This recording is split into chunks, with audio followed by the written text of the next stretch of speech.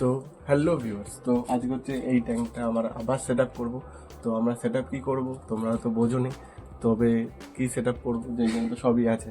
তো আমি set up করবো হচ্ছে আগে বেস লেভার দেওয়া আছে, গার্ডেন সয়েল আর রিভার স্যান্ড আর জলও ফুল করা আছে। আর তোমরা মাছও দেখতে পাচ্ছ। তবে এখানে হচ্ছে জেব্রা ড্যানিও আছে, ডেব্রা ড্যানিও। আর এখানে দুটো হচ্ছে এমনি চিংড়ি মাছ আছে, তো শ্রিমস আছে, এ হচ্ছে রিভার শ্রিম। তো এর মধ্যে আমি কিছু করব না, তো সবে ডেকোরেশন করব শুধু।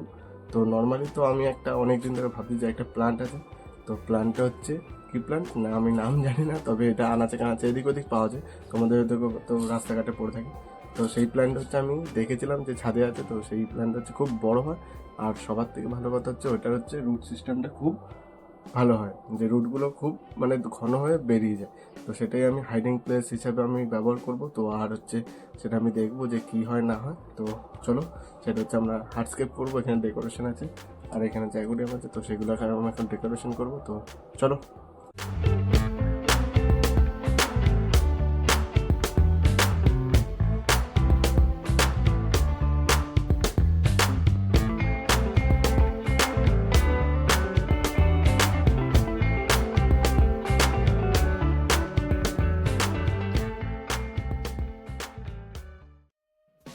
আর এই আগে যেই ড্রিপ ট্যুরটা ছিল, তো সেই ড্রিপ ট্যুরটাই আমি আবার দেবো। তো আগে যারা যারা ভিডিওটা দেখোনি, তো তারা ডিসক্রিপশনে লিঙ্ক দেওয়া আছে, তো তোমরা দেখো।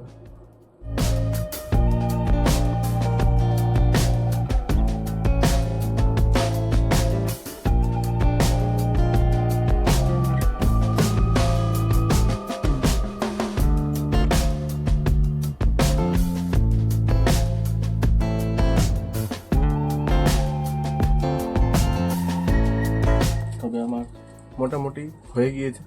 তো স্যান্ড দেওয়া হয়ে গিয়েছে আর ড্রিপ টুর দেওয়া হয়ে গিয়েছে।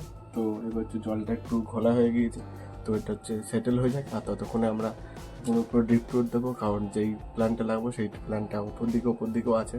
তবে ভুলভাল গাছ যাই হোক, তবে সেটা হচ্ছে আমি রুট সিস্টেমটা তোমাদেরকে দেখাবো যে কত সুন্দর। এই গাছটা যদি তোমরা পাও তবে অ্যাকুরিয়ামে লাগাতে পারো। এটা ইনডোরে হয় কিনা সেটা আমি জানি না, তবে আউটডোরে বেশ ভালোই। 1 সপ্তাহের ভিতর তোমরা রেজাল্ট দেখতে পাবে। 1 সপ্তাহ কি, 24 ঘন্টার মধ্যে আশা করি রেজাল্ট তোমরা দেখতে পাবে। তো আমি ওপরে ড্রিপ টুটগুলো দিই, চলো।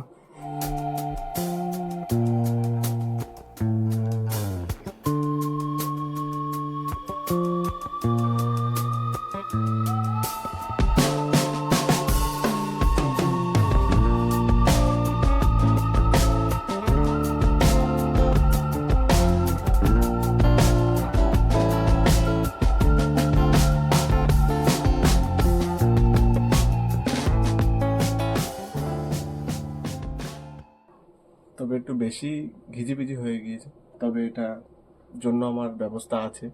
তো চলো।